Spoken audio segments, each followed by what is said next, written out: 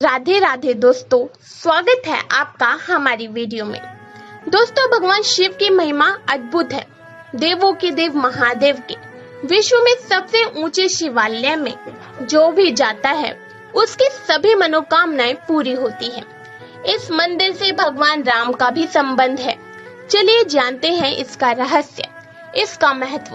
आगे बढ़ने से पहले आप अपने इस चैनल को ऐसे ही रहस्यमय और तथ्यपूर्ण वीडियोस देखने के लिए सब्सक्राइब अवश्य कर लें। भगवान शिव का यह मंदिर तुंगनाथ उत्तराखंड के रुद्रप्रयाग जिले के चोपटा से 3 किलोमीटर दूर स्थित है।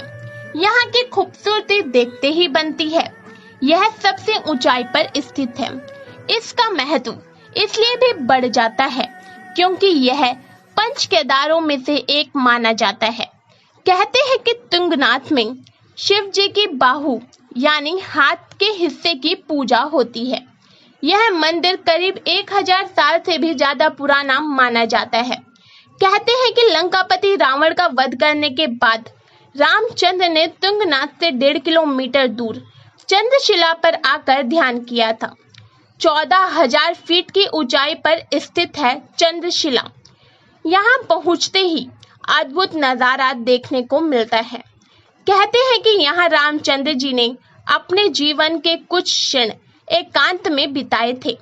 पंच केदारों में तृतीय केदार के नाम से प्रसिद्ध तुंगनाथ की स्थापना कैसे हुई, यह बात लगभग किसी शिव भक्त से छुपी नहीं है।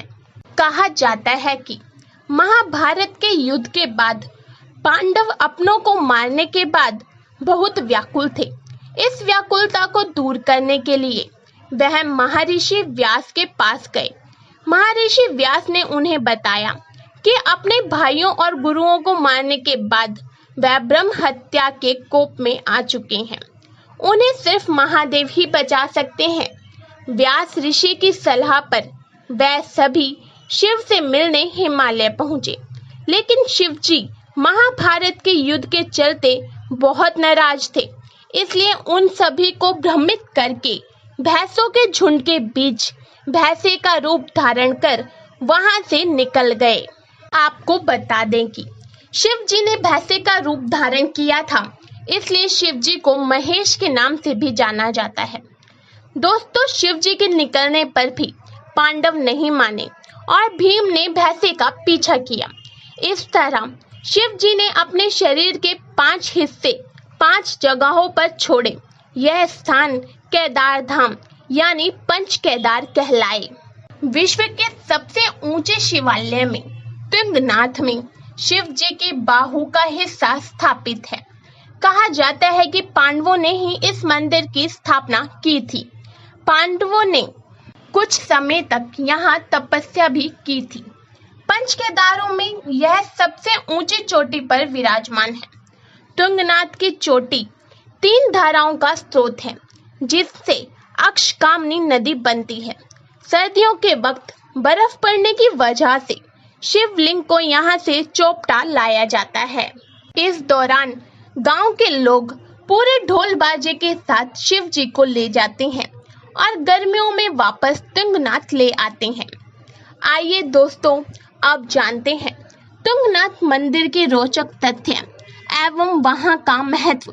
कहा जाता है कि तुंगनाथ मंदिर के महात्म्य को सुनने से सभी तीर्थों का फल एक साथ मिल जाता है। तुंगनाथ पंच केदारों में तृतीय केदार है, जहां शिव जी की भुजाओं की पूजा होती है। इसको सत्य तारा पर्वत पर स्थित कहा जाता है क्योंकि सप्त ऋषियों एवं तारागणों ने यहाँ पर शिव जी और पार्वती जी का तप किया और ऊंचाई पर रहने का वरदान प्राप्त किया था। यह पृथ्वी का सबसे ऊंचाई पर स्थित शिवालय है, जो समुद्र तल से 3750 मीटर की ऊंचाई पर स्थित है। इससे भी ऊपर 1.5 किलोमीटर की ऊंचाई पर चंद्रशिला चोटी है, जहां पर श्री राम ने ब्रह्म हत्या से मुक्ति पाने के लिए तप किया था। इतनी ऊंचाई पर होने पर भी यह पंच केदारों में सबसे सुगम है। इस स्थल के प्राकृतिक सौंदर्य की प्रशंसा करते हुए विदेशी व्यक्तियों ने भी यह तक कहा है कि जिसने तुंगनाथ के दर्शन नहीं किए उसका जीवन व्यर्थ है। यहाँ से बद्रीनाथ, पंचशूली, तपचुली, बंदर पूंछ, हाथी पर्वत और केदारनाथ आदि अनेक हिमालयों के दर्शन होते हैं। यहाँ बिना पूंछ वाले चूहे भी पाए जाते हैं, जिन्हें रुंडा कहते हैं। यहाँ गुलाबी बुरांस के अतिरिक्त सफेद बुरांस भी पाया जाता है।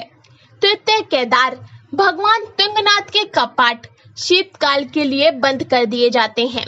भगवान को डोली में बिठाकर भक्तगण इस अवधि के लिए मार्कंडे मंदिर मक्कू मठ में लाते हैं। यहाँ उनकी 6 महीने पूजा होती है। स्कंद पुराण केदार खंड अध्याय 39 44 श्लोकों के अनुसार तुंगनाथ का संक्षिप्त महात्म्य। महादेव पार्वती से कहते हैं, हे देवी, तुंगनाथ शिवलिंग में जल की प्रति बूंद व अक्षत के प्रति कर्ण के पुण्य से सहस्त्र वर्षों तक शिवलोक में वास होता है। यहाँ के महत्व का वर्णन करने की किसी में शक्ति नहीं है। एक बार धर्मदत्त नामक वेदांत का पारगामी ब्राह्मण था। उसका कर्म शर्मा नाम का पुत्र हुआ करता था, जो बचपन से ही कुमारगामी हुआ। वह उसके पुत्र भी अति सुंदरी होने पर भी वैश्यों की संगत से स्वयं भी वैसी ही हो गई। धर्मदत्त बुरा समय पाकर मृत्यु को प्राप्त हुआ। कर्म शर्मा ने अपने पिता की सारी धन संपत्ति बुरे कामों में खर्च कर डाली। उसके बंधु बांधवों ने उसे त्याग दिया तो वह परदेश चला गया। उसकी बहन भी वैश्यों के संग से स्वयं वैश्य बनकर किसी के साथ चली गई। जब दोनों वापस लौटे तो अज्ञानावृत होकर पति पत्नी की तरह व्यभिचार में रत रहे। कुछ समय बाद कर्म शर्मा को अर्धरात्रि में निर्जन वन में बाघ ने मार दिया। यमदूत पाश लेकर उसके प्राणों को लेने आए। इतने में एक भूख से व्याकुल कौवे ने प्रसन्न होकर उसका मांस लिया। कौवा कर्म शर्मा की हड्डी का टुकड़ा चोंच में लेकर तुंगनाथ क्षेत्र में पहुंच गया। उस हड्डी के मांस को खाकर उस कौवे ने वह टुकड़ा उसी तुंग क्षेत्र में छोड़ दिया। अब तो हमारे क्षेत्र में कर्म शर्मा की अस्थि गिरते ही वह निष्पाप हो गया और मेरे गढ़ नंदी भृंगी आदि उसे लेने पहुंचे। फिर वह उसे यमदूतों से मुक्त कराकर और साथ लेकर कैलाश धाम उपस्थित हुए। अनेक सहस्त्र वर्ष प्रत्न मेरे निकट वास करके वह समय पाकर धर्मात्मा राजा हुआ। इस प्रकार अस्थि पतन मात्र से ही पापी मुक्त हुआ। जो मनुष्य एक बार भी तुंग क्षेत्र का दर्शन करता है, फिर उसकी मृत्यु कभी कहीं भी हो, उसको अवश्य सद्गति प्राप्त होती है। स्कंद पुराण केदार खंड अध्याय 50 श्लोक 16। जो व्यक्ति तुंगनाथ के महात्म्य को पढ़ेगा अथवा श्रवण करेगा, हे पार्वती, उसे समस्त तीर्थों की यात्रा करने का फल मिलेगा। सज्जनों, यह महत्व मैंने संक्षेप में पूर्वोत्तर पुराण से पढ़ते हुए हिंदी में आप लोगों तक पहुंचाया है। मेरी त्रुटियों हेतु भोले बाबा के चरणों में क्षमा की प्रार्थी हूँ। आज की इस वीडियो में बस इतना ही। आपको हमारी यह जानकारी कैसी लगी, हमें कमेंट करके जरूर बताएं। हमें आपके कमेंट का इंतजार रहेगा। अगर आपको वीडियो पसंद आई तो इसे लाइक करें, अपने दोस्तों के साथ शेयर करें और अगर अभी तक आपने हमारा चैनल सब्सक्राइब नहीं किया है तो आने वाली वीडियोस देखने के लिए हमारे चैनल को सब्सक्राइब अवश्य कर लें। राधे राधे।